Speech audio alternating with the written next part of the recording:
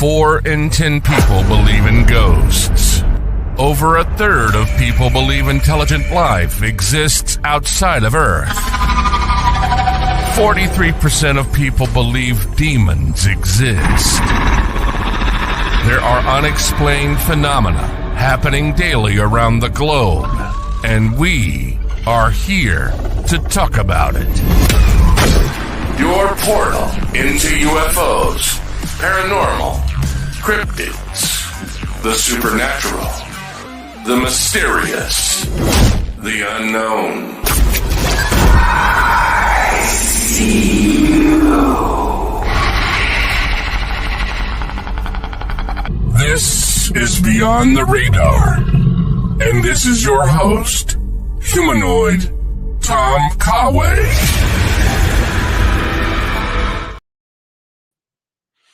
Hello, everyone. Welcome to Beyond the Radar, ladies and gentlemen, your paranormal news program. We are broadcasting live on the United Public Radio Network and the UFO Paranormal Radio Network, 105.3 on the Gulf Coast, hello down there, and 107.7 FM in New Orleans. Or, of course, streaming from the UPRN Facebook or YouTube page and Beyond the Radar's Facebook and YouTube page. We are also on Roku TV, and you can check out our archives there as well, or subscribe to Beyond the Radar's podcast on Spotify for past shows. And as always, interact with the show on Facebook, YouTube, or our free text line straight to me, 484-283-5328. That's 484-283-5328. Tonight, we have a wonderful show. We have a great guest that's going to be on with us a little bit later. Nathan King, a new author. I have a soft spot for new authors, as me being one as well. And it's going to be a wonderful interview about his book coming up, Awakening the Witch's Blood. It's going to be a wonderful show. First, some housekeeping. Oh, Nicole, hello. And it is your birthday. Happy birthday from us here at Beyond the Radar and UPRN to you, Nicole. Happy birthday. I hope it's a wonderful one. I hope you enjoy it, rest, get some wine, eat some food, whatever you want to do. And hang out and listen to us with a cool topic, cool guest, and everything in between, honestly. So, a little bit of housekeeping before we get to our guest. I wanted to send a heartfelt thank you to everybody who's reached out to me, gave positive reviews, supported my book, Healer. It is on at Amazon and Barnes & Noble. Here's the book, Healer, The Conflict of a Gift. Everybody's been so nice with their kind words and purchases. Please continue. Hopefully we can get to bestseller status, and that would be all because of you. So I really appreciate every single thing that you guys have been doing for me. Another thing off the top of my head is Tanya. You guys remember Tanya was on a couple weeks ago about her carbon capture paint, or paint that was that can scrub the air for CO2 and help clean the air and allow more oxygen, because more oxygen, the better we feel, the better we are, and the healthier we are.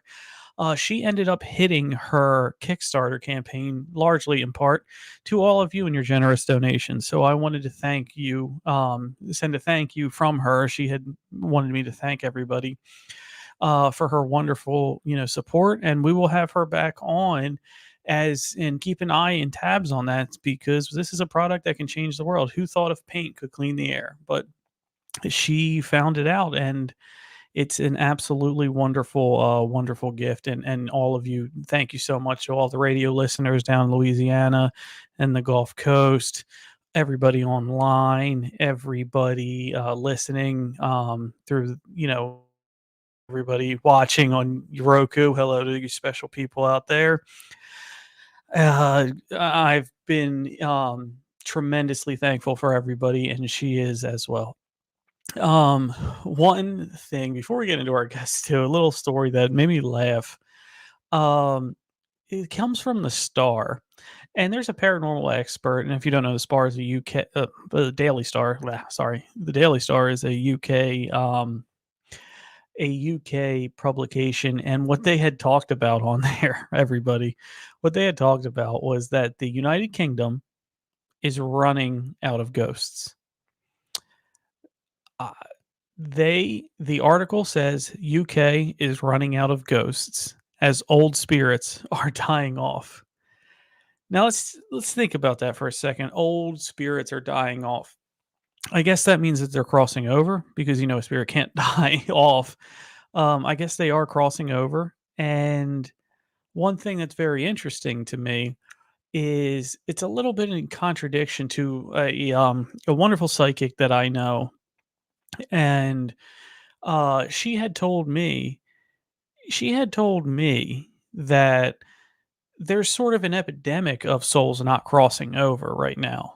Whether there's an increase in traumatic deaths, which is one of the reasons why traumatic deaths, a soul doesn't even know it's dead, which is heartbreaking. And I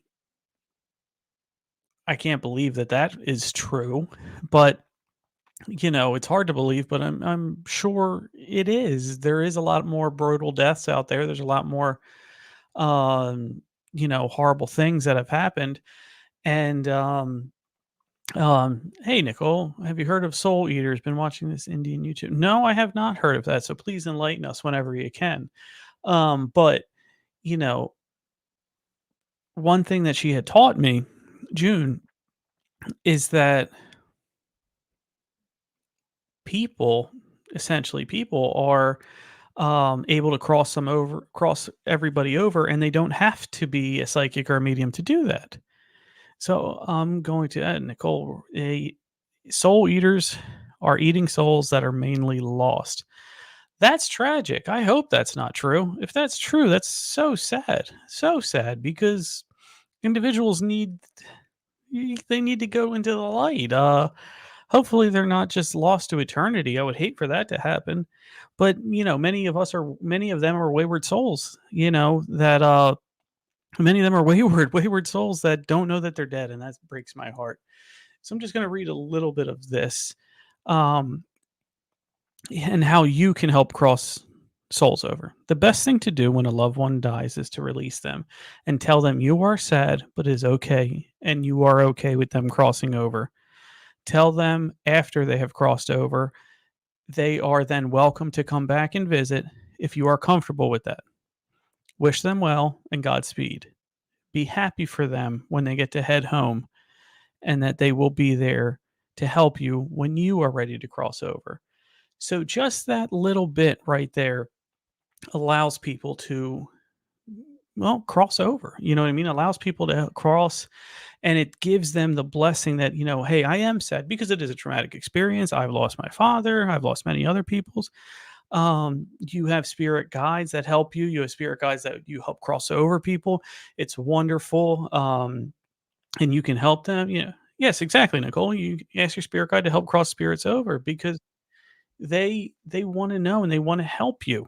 You want to help them. You want to help them cross over. So I thought it was very interesting that it was considered an epidemic of souls not crossing over because traumatic deaths have increased over the past years. And it's just a different point of view. I'm not a psychic. I don't claim to be, but so when they talk to me and, I genuinely believe them and they say, there's a lot of souls that aren't crossing over.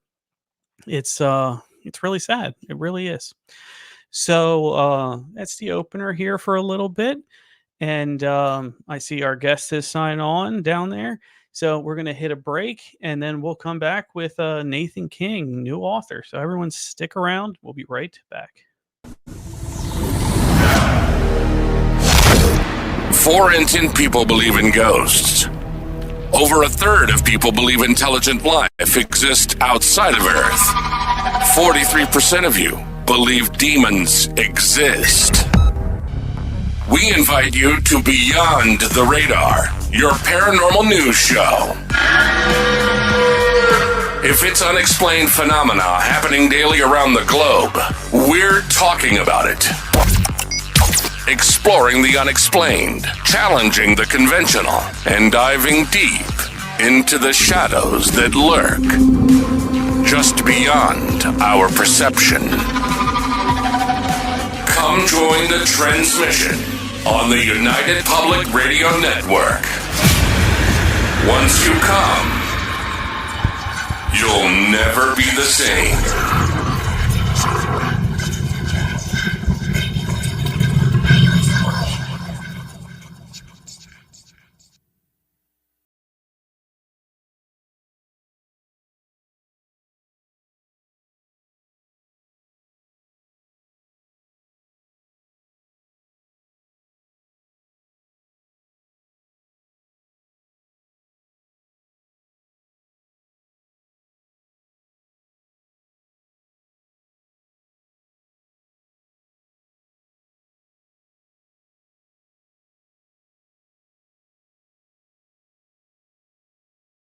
Read it today. Do you want to reach millions with your product or service? Are you looking to connect with a diverse, intelligent, and engaged audience? Then look no further. Beyond the Radar radio show is your golden ticket to achieving just that. Our listeners are curious, open minded, and always eager to learn. They value quality, authenticity, and innovation, just like your brand. With Beyond the Radar, your advertisement will be heard by millions of dedicated listeners. Our show covers a wide range of topics, attracting a diverse audience that could be your next loyal customers. So why wait? Take your brand to Beyond the Radar and into the hearts and minds of millions. Advertise with us. Let's explore the extraordinary together. Beyond the Radar radio show, where your brand meets a world of curious minds. Contact us today for advertising opportunities at www.beyondtheradarnews.com and fill out our contact form. We hope to talk to you soon. Samantha survives a tragic accident thanks to Lucian, an enigmatic being. Her newfound abilities catch the attention of a secretive government agency. Drawn to Lucian despite the danger, Samantha is unaware of his true identity. She teams up with Lucian's brothers in a daring mission to rescue him. Accused unfairly, Lucian seeks refuge on his distant homeworld. Can Samantha prove Lucian's innocence and save their forbidden love? From the Sky by J.E. Nicasio. Available now. Get your copy on Amazon and BNN. Have you ever looked up at the night sky and wondered what lies beyond? Have you ever felt a sense of curiosity about mysterious lights darting across the sky? If so, my UFO 101 Unveiling the Unknown course is just for you. This course is a comprehensive introduction into the fascinating world of unidentified flying objects and extraterrestrial life. It is designed for beginners, so no prior knowledge is required. I am your instructor, Tom. I am an author, podcast host, and seasoned researcher in the field ready to debunk common myths and misconceptions. So are you ready to embark on an exciting journey to unravel the secrets of the universe? Join us at UFO 101 Unveiling the Unknown, and let's explore the unknown together. Don't let this free opportunity fly away. Enroll now and start your journey into the intriguing world of UFOs and extraterrestrial life.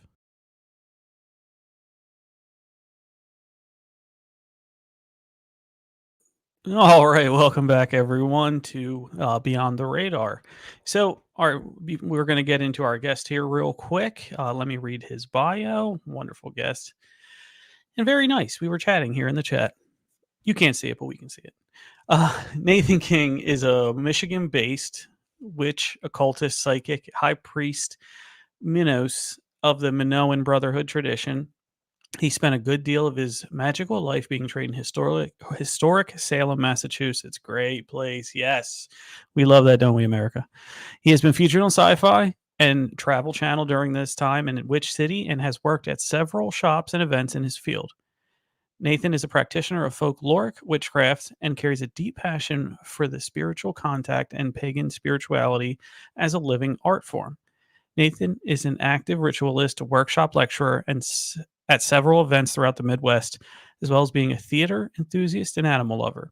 Nathan's debut book, Awakening the Witch Blood, will be released in late 2024. So stay tuned for that. And without further ado, here is Nathan. Nathan, hello. Welcome to Beyond the Radar. Hello. Thank you so much for having me. I am very excited to be here. Absolutely. No, thank you for being on. We absolutely love having guests. And your debut novel, I just released my debut novel in May. So I absolutely wanted to jump on this opportunity because I think you and I, at least over the last year, we've kind of had a lot of similar experiences without even knowing each other, being debut authors. Absolutely. And it's definitely a huge journey, just stepping into the world of, putting together all of my research and all of the things, that I felt were important within this very it's a subject matter within witchcraft that is very, very niche, and witchcraft even in of itself is very niche in the world of the paranormal and occultism, to even make it even more broad. So I'm very excited for people to get their hands on this. Absolutely. Well, I'm sure it's going to do well. We have a lot of authors who have been on UPRN, and there's a reason why people and companies keep coming back to us is because we're talking right to your base, man. We're talking right to the fan base. Um, so let's get into it. I've made a couple questions here, and don't worry, it's we're not, I don't want to scare you with that. But one thing I saw in your bio is the Minoan Brotherhood. Can you talk about that? How'd that come about? Absolutely. So when my journey into witchcraft started, I was already practicing different forms of Okay. different, I was exposed to different traditions of witchcraft. And I knew that I wanted what is the broader term of traditional initiatory witchcraft. I wanted to go through the initiatory experience, Mm-hmm. and that the community aspect was important to me. Having a structure that has been tested time and true, because you can see who this thing has been passed to. All of those things were important to me, especially because as witches we tend to deal with a lot of sifting through of what is good information, what is bad information. And so Yes. having a tradition that sort of has those safety mechanisms in place to sort of filter out that bad information, to try to just focus on the magic at hand, was important to me. And so my journey actually started within Gardnerian Wicca. And I, was in that time where I was like, I think there's something a little bit more tailored for me. And I found out about the Minoan Brotherhood. So the Minoan Mm-hmm. Brotherhood started in the New York City, Greenfield Village area. And it was started by a man named Eddie Basinski. And Eddie was a proud homosexual. And even in the 70s and in the 80s, witchcraft is very progressive, but you can't just erase things like homophobia out of an Mm-hmm. entire decade of practitioners. So Mm-hmm. homophobia is still something that Eddie was confronted with. And so he said, well, I'm going to create my own thing based off of all these other traditions that he had been exposed to. And he developed the Minoan Brotherhood, which is a tradition for gay and bisexual men. It is essentially from the mechanics of Gardnerian Wicca, but what we do is specific to the mysteries of men who love men, and all of the goddess and god components within that initiatory witchcraft context. I hope that answers your question. Yeah, absolutely, absolutely. I mean, that's a thank you. I had no idea, but I've had other guests throughout my travels with similar type of brotherhoods and things like that. So that's why I wanted to ask that, because they all have their own story, and no story is the same, but they all are meaningful, and they're meaningful to the people who join them, obviously. But I think that's fantastic. And yeah, especially homophobia when it started. I mean, you said the time frame. It's right.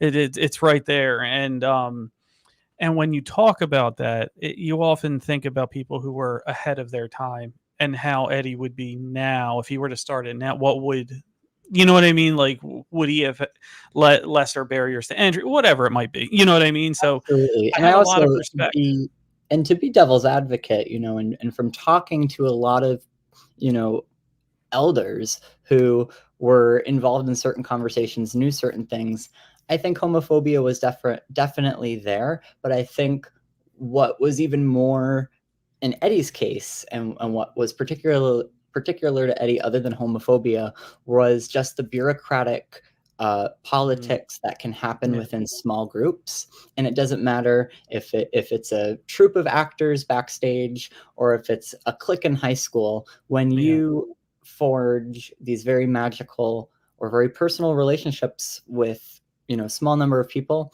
there's going to be some sort of conflict. And not for nothing, witchcraft as we practice it in the contemporary day and age, it's a fairly we're modern people figuring out how to adapt these old Yeah.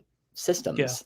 And so I think for Wicca specifically, Hmm. this is a baby. We're still in the baby stages of growing and figuring out what to do. And Eddie was definitely caught in the crossfires, but definitely ahead of his time, because we're still having the same conversations that Eddie was raising in the 70s and 80s. Yeah. I mean, it's so quick to, or life seems quick to change, but also not at the same time. You know what I mean? And you're still working on things that were being worked on in the 70s and 80s. We actually have a question. All right. From Nicole. To you, is magic the same now as it has been in the old days? Are we ever the same? Yeah, So no. yeah, so no, our magic is different. I think the whole point of magic is change itself. Magic's Yeah. purpose is to evolve us as humanity, but also to get us ahead in life. Um, and so magic is going to be different every time we use it. It's going to be different every time each generation uses it, because magic is Yeah. always going to be reworked in the image of the person or the people that are making it. Very similar to how, and I do get into sort of tracking this in the book, but you can see Mhm. a certain deity starting in a very local, Mhm. very, tiny, tiny village. And then that group talks to this group and they get inspired and they take that goddess and they Yeah. make her a little bit more distinct to them. And so you start to see these cultural evolutions of, for this example, a goddess who, starts off as a very small lake river goddess and then eventually becomes Diana. Mhm. Wow, that a great way to explain that. Thank you. I really truly appreciate the time and you took to explain that one. That was really good. I saw also you being an occultist, right? Do you favor one area more than the other? Or are you See, equal opportunity? yeah, that's a great question. And I love this question because for me, I make no distinction between being a witch and being an occultist. I think that Okay. if you are for me, witches Mhm. are inherently going to be occultists or should be occultists, because we should be exposing ourselves to as many different forms of hidden knowledge and different mystery schools to refine our craft, because it is a craft. And so Mhm. as a craft, it has room uh, for a bunch of different pieces. And I think the more we inform ourselves, the better we can use the tool that is witchcraft to expand and help our lives and others. Absolutely. And you're right, it is a craft. I mean, it's even in the word at some points, witchcraft too. But I wanted to get in, talk about witchcraft. You went to, you learned in Witch 101 in this history of the United States and Salem and all of that. What did that mean to you in developing you as I guess a young witch into what you are, into how you became yourself today? Yeah. So Salem and I have a very interesting relationship, because Salem is one of those things where it's amazing and it is hyper focused witchcraft all of the time, because it's a tourist town. And so as a Mhm. tourist town, what people need to realize, and I think this is on both ends, not just the people who work in the businesses and own the businesses, but also Mhm. people who come to partake of these businesses. But at the end of the day, these are businesses, Yes. and these are how people make their money. And so when you take something that is your belief and your practice and your spirituality, and then that becomes your job, that can become a very sticky It's true. thing. And so for me, it was very important to find and cultivate that balance. And I'm still, in that progress, but it takes a lot of focus and it takes a lot of effort to uh, be in that world, because the witch never leaves. It is witchcraft 24/7. And so Mhm. staying grounded can be a real issue for a lot of people who move there and don't know what to expect. But also, the thing that I didn't realize until after I moved to Salem was that I moved to Salem looking for the real witches, because I, Mhm. for whatever reason, didn't felt like I was finding the people within my own community, even though there were tons of practitioners that I was learning from in my community. And it wasn't until I got to somewhere I moved back where I was like, oh my gosh, we're everywhere. Yeah. Um, and the spirit of Salem really exists in, I think, every local small town occult shop where people are really asking questions and people are really able to pass on, no matter how big or small, but just a piece of magic for someone to learn. Because that's why I think people come to Salem, other than just, the fascination with the tragedy of 1692, but even for the historian who comes and wants to look at 1692. The witch is an intrinsically magical, mysterious figure, and we're pulled and we're called to that. It was a period of history that only lasted about 6 months. So Mhm. that was a big misconception, is people think this lasts for years and years. We're talking about a very short time of Yep. history. And it was a perfect storm of a lot of different things going on in Salem in 1692 in order for those things to happen. So there are a lot of misconceptions and misunderstanding about what a witch meant to them and why we're using and reclaiming the word witch now. Exactly. A lot of what you said is not too dissimilar from my path with this. You know what I mean? And what we're doing today and what we're doing now, because am I doing? It takes a lot of maturity. You're right. That's a good word for it, because what you want to do and what you have to do for your business a lot of times are, I don't want to say opposites, but they're not the same. They're not the same. And you need to figure out if you want to do that, or am I going to bring this down to a hobby level and not something I'm going to actively pursue. And yeah, a lot of times, and I'm not claiming to be a historian or all that, but at least I knew that Salem wasn't not a long period of time at all. But the romanticizing of Salem, the history, the people that want to go back there, I don't I don't blame them for, you want to go and do that and all that. By all means, go ahead. But the day and age that we live in now, you don't have to be in Salem to practice that. Internet has made the world very small. Phones, you know what I mean? You name it. You can, like you said, they're everywhere, because you don't have to be there to learn it. You know what I mean? You can learn from home. And what Salem is, I think, will always be there, because it's a representation of the idea of witches, and not so much of the whole foundation of it. It's the idea of it. The same Exactly. way, and I'm going to draw a parallel, the same way for many of my viewers who are UFO fanatics.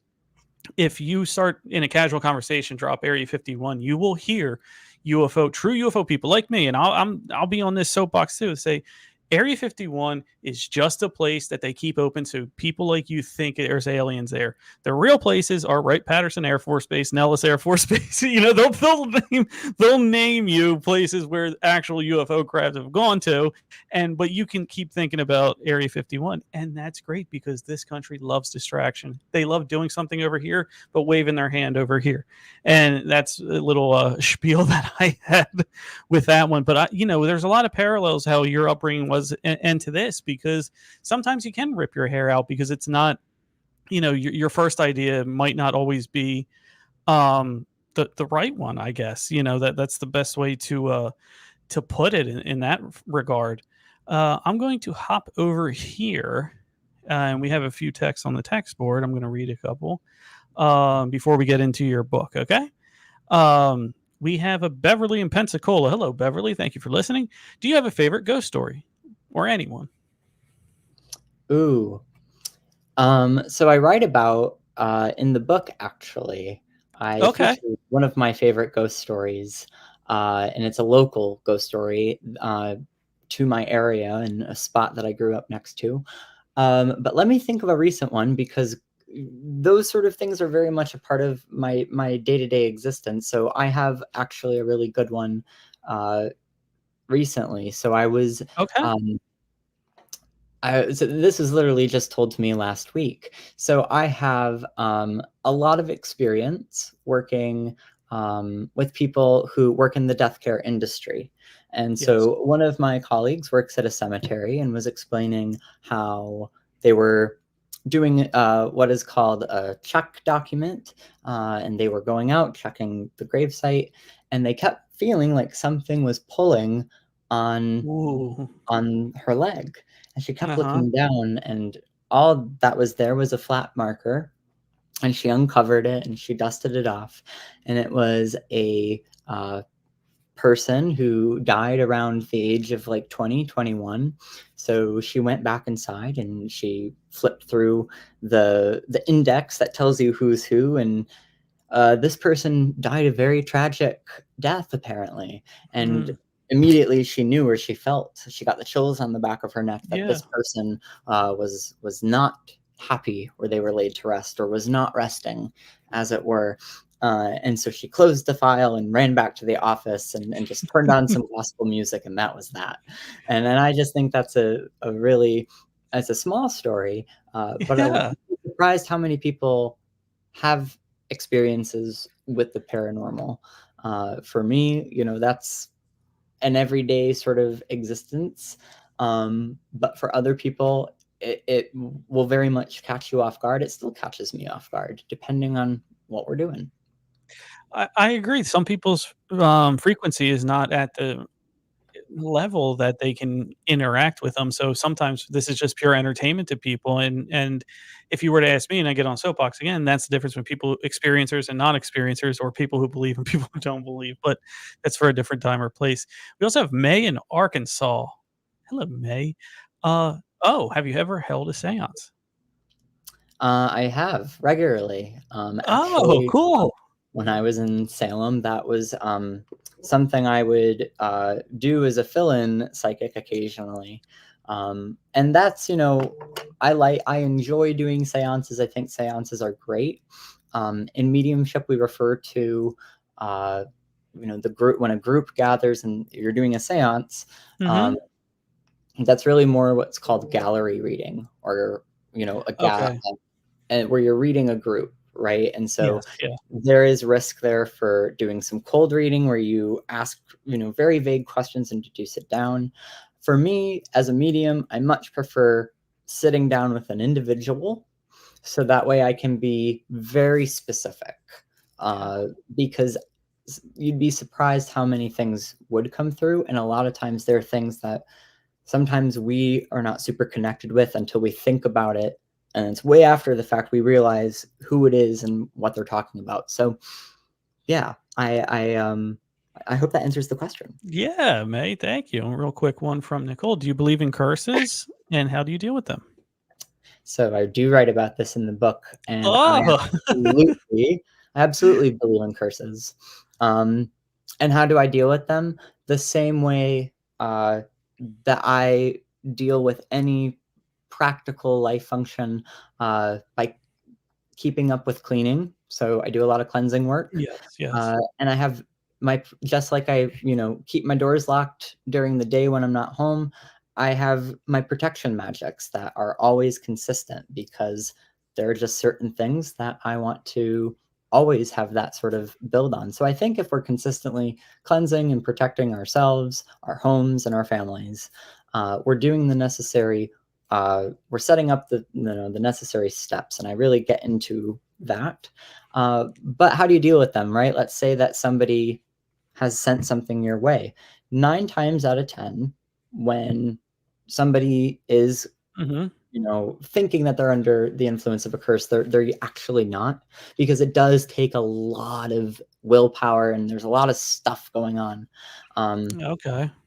I think for people to be afflicted by said curse, a lot of the stuff is how you can tell is, what is your health doing? What are your dreams doing? Um, what does your sleep pattern look like? What does your Mhm. eating patterns look like? All of those things are good checkpoints, but always, go to somebody who specializes in divination and ask, is the power of the curse the fact that I believe in this? Because sometimes that Oh, in of wow. itself is the curse, and Yeah. that's what gives it power. So it's a slippery slope, but witches, we have the power to neutralize, and to protect. So as long as we do those things, we would never have to, I think, fling those things back. However, when we look at things like cursing, hexing, whatever you want to call it, these things are historically used by oppressed and marginalized people, Mm. because they are in trouble. This is their tactic. When we look at cursing and hexing and what it is, it's just an extreme measure of self defense and protection magic. There's a Yeah. big difference between going after somebody because they have deliberately harmed somebody or something, or, you know, who knows what, versus just cursing this person because you have a problem with your ego or you don't have the full picture of something. And are you willing to risk the consequences of a curse? Because I'm not, I am not of the school of witchcraft that Hmm. subscribes to things like karma or the threefold law. These are things that kind of came after the original witchcraft developments and got Hmm. tossed around a lot in the 90s craze of witchcraft. But the thing that witches do believe in is cause and effect. Are you willing to accept the effects of what this thing is going to inflict? There's a cause and there's effect. Are you going to deal with that? Sometimes those ripples catch up with you, sometimes they don't. Are you willing to risk it? Wow. I mean, that makes total sense to me. And I didn't even think about that point because we hear, especially, being a podcast and radio show host, I hear about hexes, curses, and things like that, but I never put it together that you have to be willing, is the juice worth the squeeze? I guess, you know what I mean? Like, are you willing to put your ass on the line because you felt wrong or you just, for whatever reason. But no, thank you for that. Yeah, they opened my eyes to that. So let's get into your book, all right? Let's get into your book. First off, what made you write Awakening the Witch Blood? Great question. So Witchblood originally started off as a lecture workshop that I was doing around the Oh, Midwest. yeah. And it was never intended to be a book originally. I always tossed around the idea of writing a book, but that opportunity never really presented itself. It wasn't something I Mhm. was like, okay, I have to do this, even though it was something that I wanted to do, but I never thought I would ever write a book, right? And so this this concept of witch blood is something that exists in very traditional forms of witchcraft, and it's a mythopoetic terminology.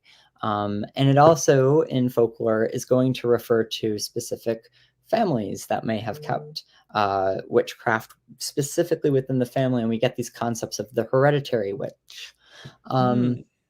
but more alarmingly, in probably the past like 10 years, in even within witchcraft, even within paganism, there have been a lot of groups making a lot of noise that witch blood is this thing that is this white nationalist, very supremacist Oh. thing. It's this very pure thing, and Hmm. that's not what this is at all. That's never what I think any of these old schools of thought were referring to when they were talking about witch blood, because witches are every shape, size, color from That's every what I thought. continent.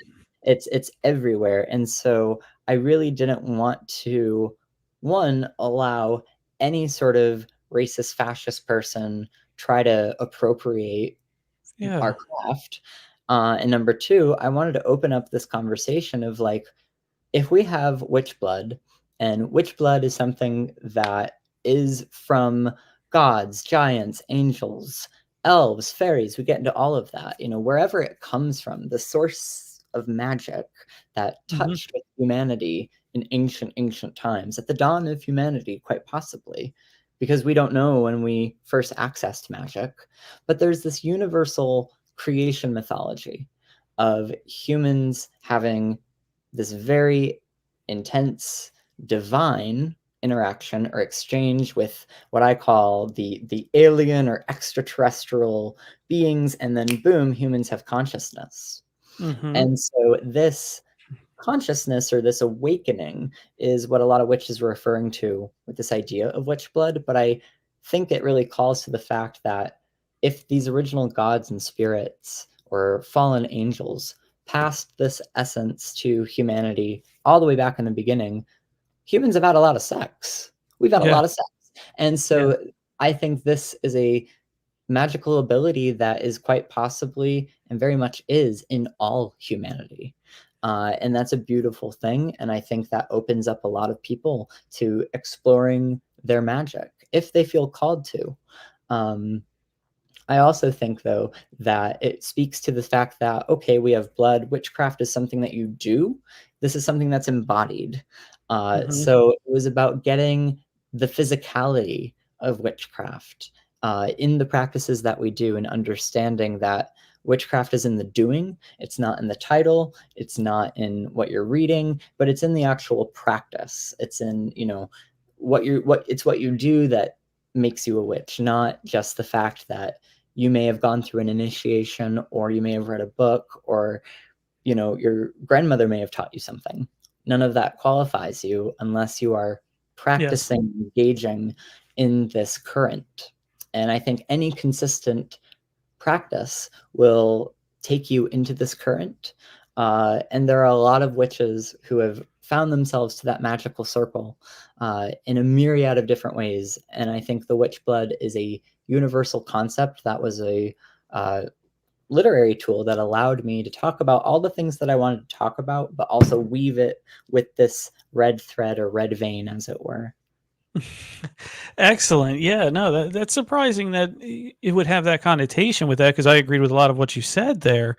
Um, and I it does take the practice. It does. I've heard that, and you're not the first person who practices this that has told me that, and that I made in speaking with them, I made a connection because in my line, UFOs, paranormal, ghosts, that sort of realm. I often say I have to be more skeptical than the skeptics, because I have to weed out my own kind throwing things up there. And it sounds like you talked a little bit about that with if you're not practicing, you can't call yourself a witch. I read a book, so I automatically am. That's a dangerous thing to have. You have a part of your community that could do something, you know what I mean, harmful to the rest of you. And when you have a demographic or a realm that we're all under in terms of paranormal or supernatural, we don't have a lot of credibility in the first place. So we have to, you know what I mean? We have to make sure, we don't lose whatever trust we have. Absolutely. um, so you talked a little bit about things that, for my other questions that were in the book. What other personal experiences were inspirations for things that you put in the book? Hmm.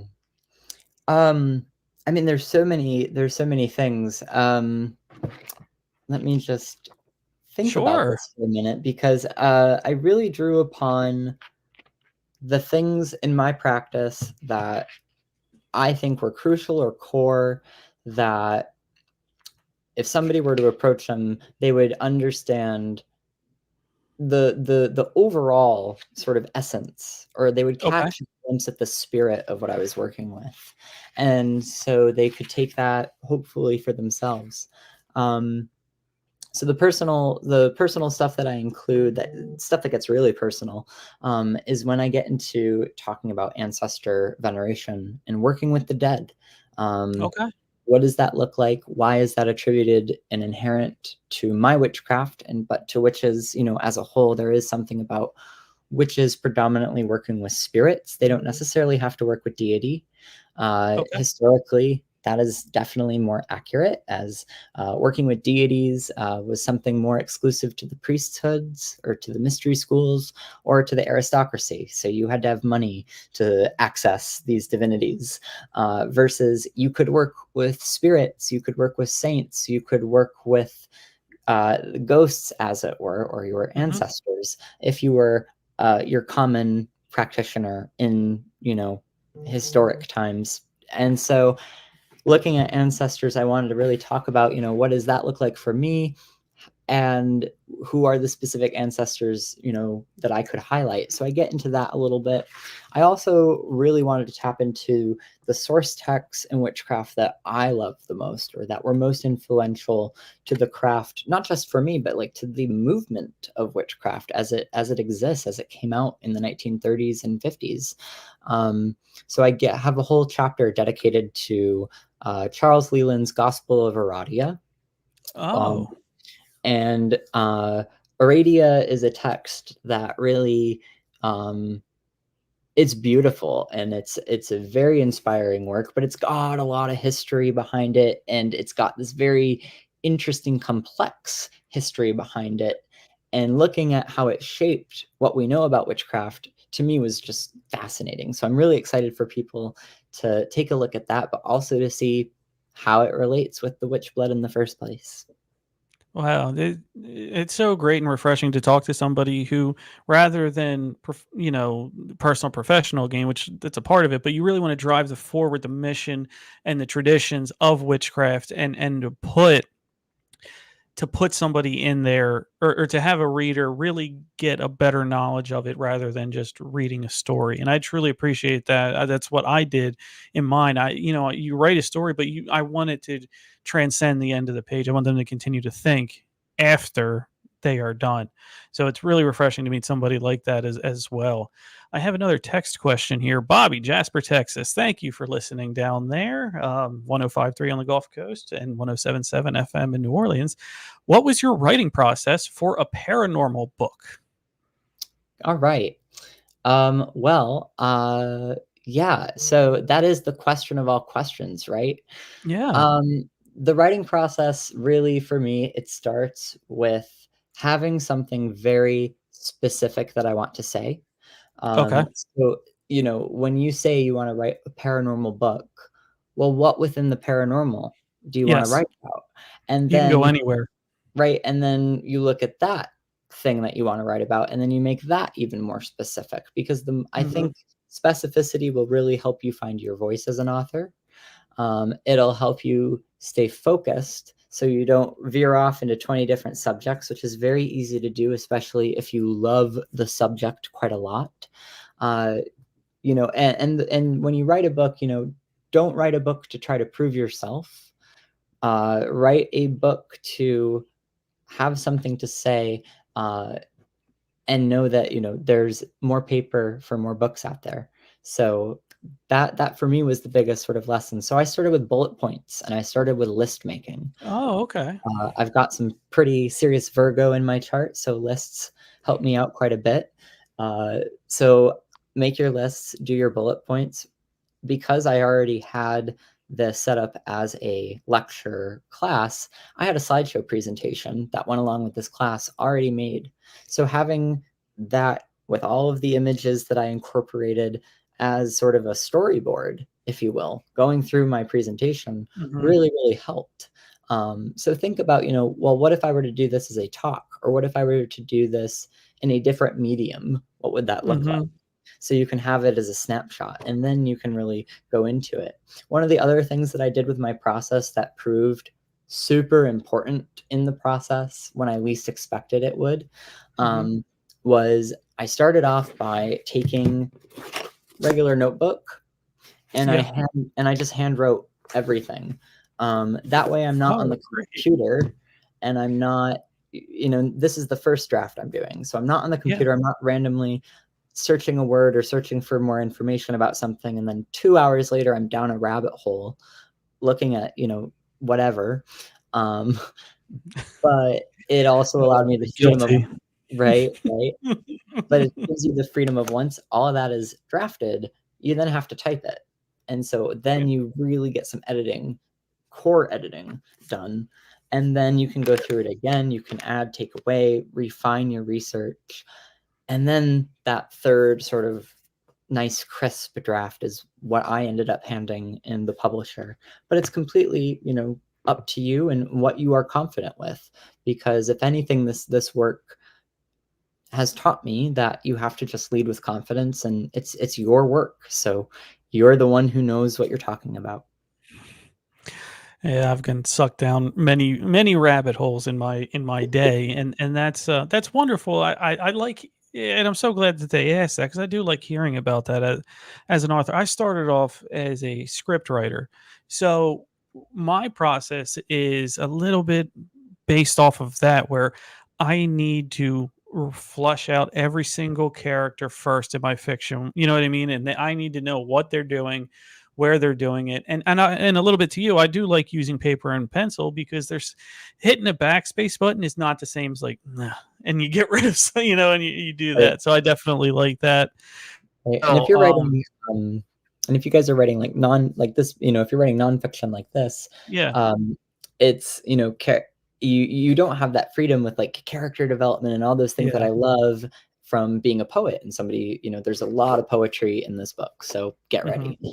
yeah, So I liked that I got to, in the freedom in working with the publishers, I was allowed to show my creative writing side. I was allowed to show my yeah. poetry side. I was also allowed to show my chops as a historian. Um, so Excellent.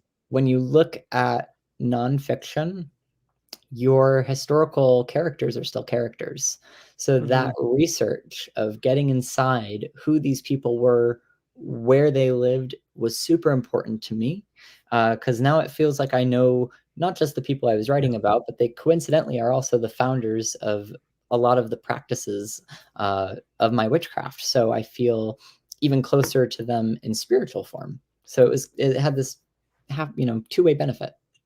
absolutely. And with your book being nonfiction, I've said this before. I'll say it right here that nonfiction writers have to be more creative than fiction writers because your story's already out there. How are you going to tell me it different? How are you going to tell me it that I is not the same thing? You know what I mean? Because a lot of subjects have been written about 70,000 times. You know what I mean? So you have to be creative in finding a way to do that. Any beginner witchcraft book ever. There you There's go. so many of them. And here's the thing, there need to be a lot of them, and there need to be more of them. I'm all for beginner books uh, because I think when you're starting off and you're new, I think you need to be reading everything you can get your hands on. You need to be True. reading the good books. You need to be reading the bad books too. Yes. So you know what the bad books are. So you know what feels right, what doesn't feel right. So you can Mhm. exercise very early on in your, uh, especially if it's something you're unfamiliar with. Early on, you can sort of understand uh, what the accuracy is, or what the Yeah. commonalities are, because that's just going to help you in the long run, and that exercises your critical thinking skills. Absolutely. And one thing an author can't be is one dimensional. So you have to be well rounded and know everything about not everything, but a little bit about all of the other stuff that goes into it. We have one Kia or Key in New Orleans. Oh, thank you, listening on 107.7 FM. Uh, is this going to be your only book? Ooh, good question. I don't know if I'm allowed to say. Ah, well, there's the answer. So no, that's great. But I guess I guess the better way to ask that is, you have interest in writing. Oh, Okay, yes. excellent. Oh, That's yeah. wonderful. So that's what we want to hear. Great job, Kia. Great job. Okay, so you have a human right in front of you. I want you to describe who absolutely needs to read this book. The person who may have practiced witchcraft a long, long time ago, or the person who hmm, they feel kind of witchy. They might wear black on Wednesdays, and and the high priestess who runs a coven every Friday night and volunteers for the witches' night out at the local bookstore, and all of those different practitioners, I think, uh, are going to benefit from this book because it's going to not just review the foundations of craft as I Mm-hmm. understand them in my traditions, but it's also going to give you, in part two, a whole body of rituals and spell work that can then be utilized or tailored just to build into your magical arsenal. There really is, I feel, something for everybody, no matter what level of witchcraft or occultism they may be. And if anything, I'm very proud of the books recommended reading lists and bibliography. So, if you don't like my book, check out, the other books and Mm-hmm. articles and things that I like because they are referenced. Oh, great job. Let me just clear this one question out of our queue here first before I let you promote. Can magic help protect us from unwanted visitors? Define an unwanted visitor. Because Um, I would say yes, magic can protect us from unwanted visitors. I would say I thought you already kind of said that when you practice your self-care, your magical self-care. Okay. it's magical self-care, and then you can focus on, anything that may be an outside target. Okay, demons and ghosts. Yeah. Oh, demons and ghosts, easy. And you will get a lot of info about dealing with the ghosties. Demons are a little tricky though. Yeah. Only in the sense of, demons are demons, and demons are gonna demon. Yeah. I find actual demons way more understanding than you would expect. They have this weird. They're tricksters, right? And they can be dicks, and they are dicks, but Mhm. they are closer to the Earth sort of frequency, or the human frequency, being sublunar, than they are, let's say, angelic. Okay, angelics are Okay. very much more alien and further from human consciousness, which is why every time an angel in the Bible presents itself, it says, "Don't be afraid, be not afraid," Yeah. because angels are fucking terrifying. There you can look at these descriptions. There's all these like 100 different eyes and stuff, but demons, they are very straightforward. They like these things, they don't like these things. They will tell you to, go off, or, come here, I have something for you. Most of the time though, when people think that they're dealing with demons, sometimes they're just dealing with shitty dead people. Yeah. And sometimes they're just dealing with poltergeist stuff, which is more to do with the living and our Yeah. And how they're manifestations. projecting on reality. Yeah, this is why I say it. Demons are gonna demon. It's how you define these things, and it's Mhm. really making sure we're using the same definitions for these things, because a lot of people might toss around the word demon, and that may just be an evil spirit, versus Yeah. like demon for us comes from daemon, which just means a intermediary spirit. So Yep. technically anything can be a daemon if it's relaying a message to another spirit. So definitions for that. Absolutely, absolutely. And then are you up for pre-order? Yes, absolutely. You can pre-order directly from Crosscrow Books from their website. You can also pre-order on Amazon, Barnes and Noble, and wherever else fine books are sold. Excellent, excellent. So yeah, we have a couple minutes. Do your well, first off, before you go into your promo, and again, say that again for all the listeners, but I would be honored to have you back on in late 2024 when your book is ready to come out, and we'll do this. We'll run it back. How's that sound? Hey, I'd be more than happy to, and it's an honor and a privilege. Yeah. Well, thank you. But okay, the floor is yours. Go ahead and let everybody know the book and where it's at, and where they can pre-order. All right. So you can go ahead and find your copy of Awakening the Witch Blood. And I'll go ahead, I'll just read the description, because why not? So, Sure. drawing on the myriad of beliefs from European witchcraft traditions, Nathan King has created an impressive guidebook combining mythology and folklore with operative rituals designed to enliven and quicken the metaphorical witch blood that courses through our veins. Learn the mysteries and often convoluted origins of the witch's power, and dive deep into practice. Learn the secrets of magical trance work, techniques to raise magical power, and a plethora of unique spoken charms and spells. Instructions for honoring the old witch gods, accompanying rituals of ancestor healing, and methods of including witch flight. And just because I have to toot my own horn, I do really want to read this one review. So this review is from Yeah. one of my favorite authors, and somebody I really, really respect and have a lot of admiration for, not just in occultism and within the craft, but just like as a human being. Hmm. But this is from, and I know I'm going to butcher his name, but it's Nicolas de Mateos Frisvold. Frisvold wrote the book on Exu and the cult of Pomagera, which are based out of Brazil, or Brazilian forms of Okay. magic and Cubanda, but he's also very well very well researched, and he has books on modern witchcraft as well. So he's the author of Craft of the Untamed, and this is what he wrote for my book. And All right. if this doesn't get people to buy, then I don't know what will. With Awakening the Witchblood, King brings to our attention toward two important elements for witchcraft, namely the witch and the witch blood. King works from the premise that the witch blood is an inherent power of all humanity due to the connection we all have with the source through the fallen angels' intervention. Yes, the fallen angels, because Awakening the Witchblood also considers the angelic origin of the witch blood. King perceives the blood as potentially ready to be awakened through practice and mystical experience, placing the witch as a practitioner of an art midway between being born and being made.